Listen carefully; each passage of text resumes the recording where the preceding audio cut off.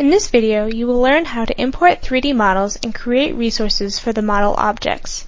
Select the Import icon from the Quick Access menu, or select File, Import, 3D. Select Add Files. Locate the DWF files for the tutorial. Holding down the Control key, select the following files: Existing Site, New Landscaping, Office Building, and Site Infrastructure.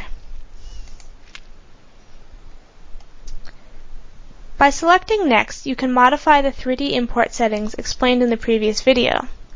Since we already set these as desired, simply select Import. A progress bar will display while the files are being imported. When the files have finished loading, the resource wizard will appear. When 3D objects are imported into Synchro, they are just 3D representations that can be viewed and manipulated in the 3D window. In order for 3D geometries to be linked to the project schedule, they must be assigned to resources. These should be considered 3D resources, which can be, in essence, a copy of the object name, or several objects grouped together as one 3D resource. Resources are anything used by a project schedule, which are identified by 4 types: human, equipment, material, and location. Select Assign to a new resource, which will automatically create new resources within the Synchro project to represent the 3D elements. Then select Next. Change the name to New Building Items. Make sure the resource type is set to Material. Then select Next. The resource creation options are shown here. These options can be used to help filter or group the imported 3D objects. The different options are explained more thoroughly in the next video, but generally speaking, use the Build Tree options if you want to assign model objects separately to different tasks. Use the Don't Build Tree options to group all the objects within a CAD file as one. For example, an equipment model with all its subparts, wheels, bolts, etc., that does not need to be assembled in the animation, but will instead be assigned to tasks as a whole. The bottom option, Add Resources underneath Build Tree, gives you the largest object tree and the most options for filtering and linking resources to tasks. For this tutorial, we will give each individual item a resource, so choose Add Resources underneath Build Tree and select Next. At this point, Synchro will read in the 3D files, analyzing their content and creating associated material resources. During this process, you may be confronted with this warning. This will happen if you're using the sample files. In creating material resources, Synchro also tries to create meaningful names for each resource so you can find and use them later. These names are based upon information read from the 3D file, where duplication is possible. The names of the 3D objects will need to be unique if you plan to synchronize with an updated 3D file so that future modification of the structure in your CAD model can be reflected in Synchro. We've received this warning because there are 3 objects with identical names. However, you can still use these items, so select Finish to continue. Your imported models can now be seen in the 3D window, and the item names are listed in the 3D Objects and Resources windows.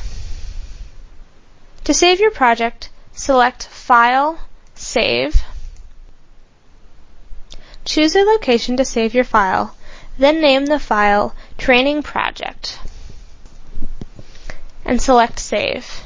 The file will be saved as trainingproject.sp. We will use this file in the other videos in this series.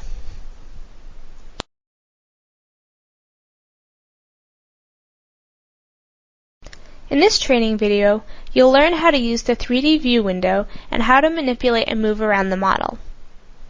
In the 3D window, your basic navigation functions are zoom, rotate, and pan. Let's start by zooming out.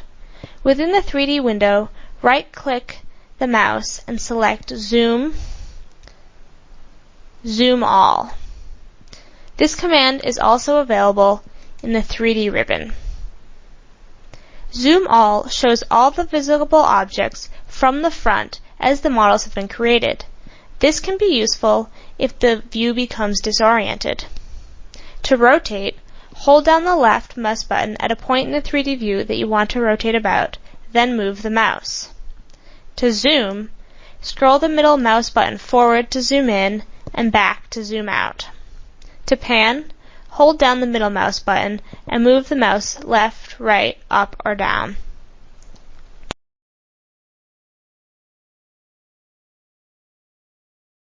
In this video, you will learn how to use the View Cube to navigate in the 3D window. The axis indicator is displayed in the bottom left-hand corner of the 3D view and shows the X, Y, and Z axes.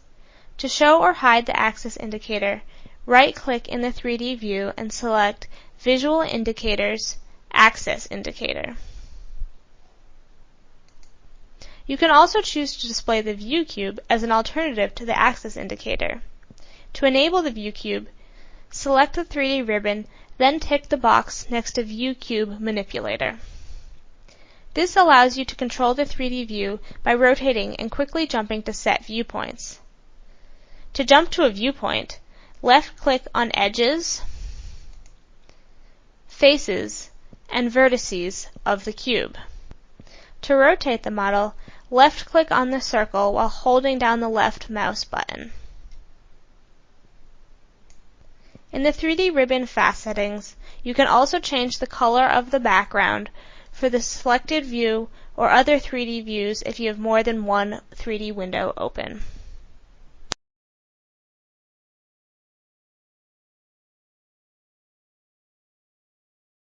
In this video, you will learn how to use 3D filters in the Navigator 3D sets to show or hide certain elements of the 3D model to make it easier to visualize and work with. To begin, select the Navigator 3D Sets button. Tick the box next to 3D Object Filter to turn it on. Open the General tab and make sure that the box is checked next to 3D. This filters the 3D view by the list of 3D objects. All the 3D models disappeared initially because nothing is selected yet from the 3D list. Open the 3D tab and right-click within the 3D list and select Collapse All. The tree structure is the same as the imported 3D CAD model, so it is important for the modeler to think about this when creating the models. If you click on the plus sign next to each DWF file, you will see the different layers within the file.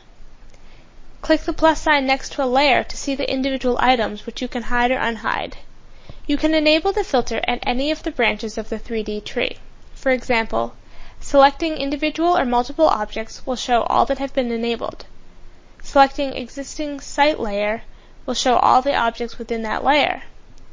Selecting Existing Site.dwf will show all the layers and objects contained in that file.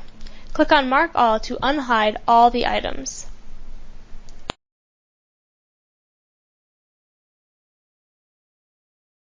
In this video, you will learn about the 4 system use profiles. Use profiles provide an indication of how a particular resource is used in a Synchro project, and allows the appearance of the resource, including display, color, and transparency, to be changed as the resource is utilized. Open Navigator Use Profiles. Under System Profiles, you will see 4 predefined options, which can be used when assigning resources to tasks. This chart shows the behavior of the system profiles. Install is typically used for a build or assemble task, adding something to the model. Before the task, the object is not visible. During the task, it will be green, and then after the task, it will remain in its originally modeled color. Maintain means that the object is visible in the project before, during, and after the task, but it is highlighted yellow during the task to show that work is being done on it. It can be used, for example, for facility maintenance tasks, such as routine MEP maintenance, or when you have not modeled a separate object for a task, like painting a wall or installing carpet on a floor. Highlighting that work is being done in a particular area, even though no new object is being added, helps you to notice workspace conflicts. The Remove profile can be used for excavation, demolition, or disassembly of existing objects. During the task, the object will be highlighted orange to indicate that it is being removed, and after the task, it is no longer visible in the 4D model. The Temporary Use profile can be applied to a resource that is only being used for one task at a time, such as a temporary equipment or a temporary support. The object is only visible in the 4D model during the task it is assigned to. During that task, it is highlighted blue.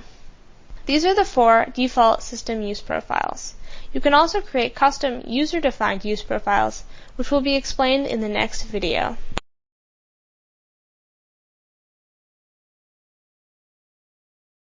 In this video, you will learn about user-defined use profiles.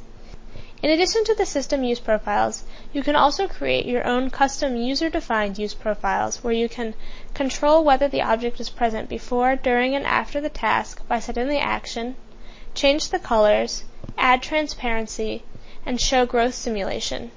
For an example of how user-defined use profiles can be applied, a column could be brown 50% transparent as reinforcement is fixed, brown 0% transparent as formwork is erected, green 50% transparent as concrete is poured, green 0% transparent as formwork is removed, and then gray 0% transparent as defined by either the original or the end appearance color.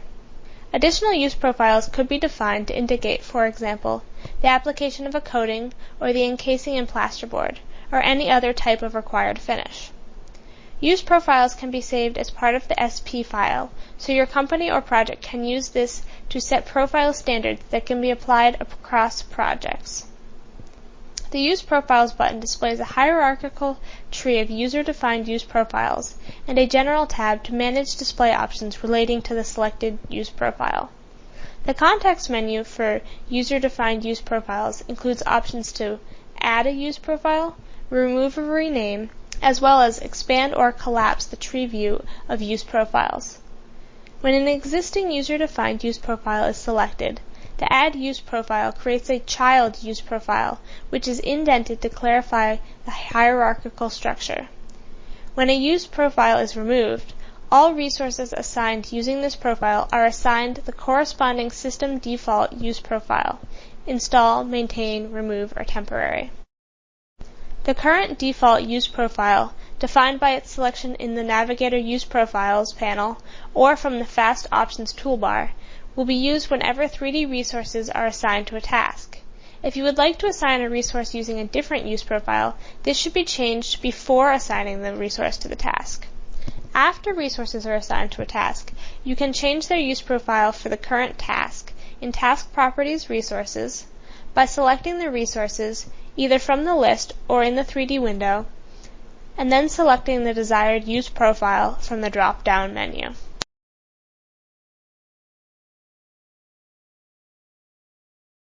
In this video, you will learn how to select objects within the 3D window. There are a few methods which might be better suited for different purposes. The most basic is the Shift Select. Hold down the Shift button on the keyboard and single left-click on an object in the 3D view to select it. When you select an item in the 3D window, it will change color to red. You can continue to select objects while holding the Shift button. Objects that you select twice will not be deselected. Note that you can customize the selection highlight color if you wish in Options, 3D View, Colors. Holding down Control on the keyboard instead of Shift while clicking on objects will work similar to using the Shift selection, except that it will deselect any object that you pick twice. To cancel all selections, left-click anywhere within the 3D window, then press Escape on your keyboard. As an alternative to selecting in the 3D window, if you know the name of the 3D object or resource, you can highlight the name with a single left click in the 3D Sets Filters, 3D Object List, or Resource List. When you select an object in the 3D window, its name will be highlighted in the 3D Object List and Resources List automatically. If you want to select a number of resources at once, you can use Window Box Selection. In the 3D Context menu Selection tool, the Window Box method will be selected by default. By holding down both the Shift key and the left mouse button, you can select objects by a window box.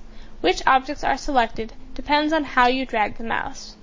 If you left-click and drag from top left to bottom right before releasing the mouse button, all objects within the window box and all that it touches are selected.